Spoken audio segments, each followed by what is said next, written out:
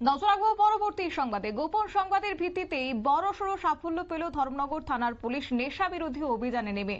এবং সেই সঙ্গে যে বিষয় জানা গেছে, আজ অর্থাৎ শুক্রবার বিকেল নাগাদই ধর্মনগর থানার পুলিশ উত্তর জেলার কাঞ্চনপুর দাসপাড়ার বাসিন্দা উজ্জ্বল দাস নামে এক যুবককে আটক করে ধর্মনগর চন্দ্রপুর স্বরূপানন্দ আশ্রম সংলগ্ন এলাকা থেকে। এবং ধৃত যুবকের কাছ থেকে উদ্ধার হয়েছে বেশ কয়েকটি হেরোইনের কৌটো, যার বাজার মূল্য আনুমানিক লক্ষাধিক টাকা। এ বিষয়কে কেন্দ্র করে কি রয়েছে পুলিশের বক্তব্য, শুনুন।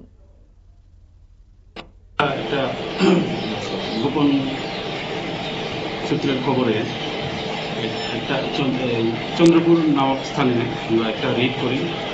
রেড করার সময় আমরা একজন লোককে আটক করি এবং তাকে চেকিং করার পর দেহ তল্লাশির পর তার কাছ থেকে 90 কৌটা সন্দেহভাজন হিরোইন আমরা উদ্ধার করি এবং তাকে আটক করি।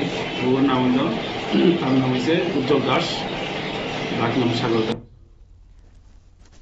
আপনারা শুনলেন পুলিশের বক্তব্য। এবং বেশ কয়েকটি হেরোইনের কৌটো তার কাছ থেকে উদ্ধার করা হয়েছে, যার আনুমানিক বাজার মূল্য লক্ষাধিক টাকা। তবে এই বিষয়কে কেন্দ্র করে ধর্মনগর থানার পুলিশ একটি এনডিপিএস ধারায় মামলা হাতে নিয়ে তদন্ত শুরু করেছে।